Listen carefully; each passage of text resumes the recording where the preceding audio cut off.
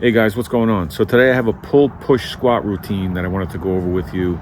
And in this routine, I actually incorporated some static holds, some isometric stuff.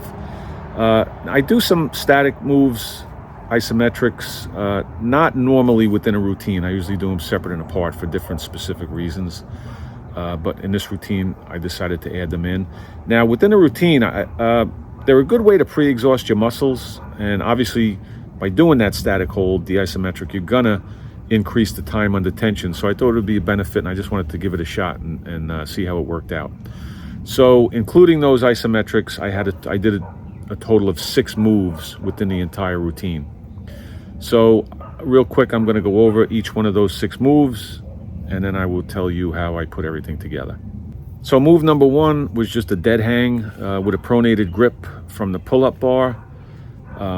Now this is a great way too, if you're kind of lagging with your pull-ups, or even if you can't do pull-ups right now, this would be a good thing to get into, doing some dead hangs. It's going to increase your grip strength, increase your forearm strength. It'll even decompress your spine a little bit. Another benefit that I honestly came upon this by mistake. I mentioned in 1 or 2 of my videos where I was having some issues with some shoulder pain. And it still comes and goes to some degree. It's not enough to where I have to stop, but it's just an annoyance, you know. So one day I was at the gym and I had done some dumbbell presses for the chest, and here comes the shoulder pain. You know, again, just an annoyance. But during my rest period, I went over and I just decided to do a dead hang. I just grabbed onto the bar, hung there for 30, 45 seconds, whatever it was. And when I came down off the bar, the pain was gone. And it felt really good, to be honest with you. Now, it wasn't a cure-all. It didn't cure it forever. You know, it's since come back, you know, periodically. But I find that those dead hangs really do help it. So I went and did some additional research on it, and apparently that really is a thing. The dead hangs do help with certain shoulder injuries, shoulder mobility, and just things of that nature. So if you have any type of issues with, you know, limited mobility in your shoulders or anything, stiffness, dead hangs might be something you want to look into. Okay, so that was move number 1, the dead hang. And then move number 2 was just the standard pull-up with a pronated grip. Move number 3 was another static hold. I did the bodyweight squats, and I did a hold on the bottom end.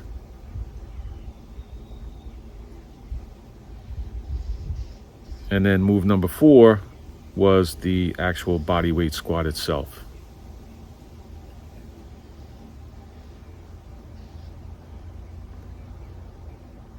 Now move number 5 was another static hold. My intention here was just to do the hold at the top of the dip, lock out, and just hold that for the 30 seconds. But at the last minute, I decided to, I said, as long as I'm in that position, I might as well grab another benefit. So I started doing some knee raises. Still getting the benefit of being locked out at the top, but then just adding in a little bit more at the bottom end by raising the knees. And then the last move, right after those knee raises, I went into some of the just standard parallel bar dips. So how did I put this whole thing together? I set my interval timer for 30-second intervals, and I started out, my first move was, like I said, the dead hang from the pull-up bar. I did that for 30 seconds.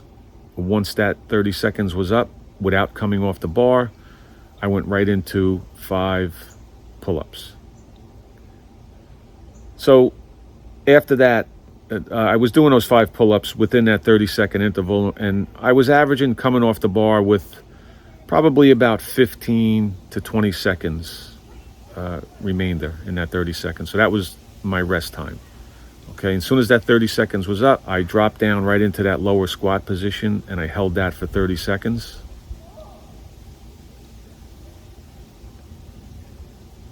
At the end of that 30 seconds, we came right up, grabbed a breath, and then I went into 15 bodyweight squats.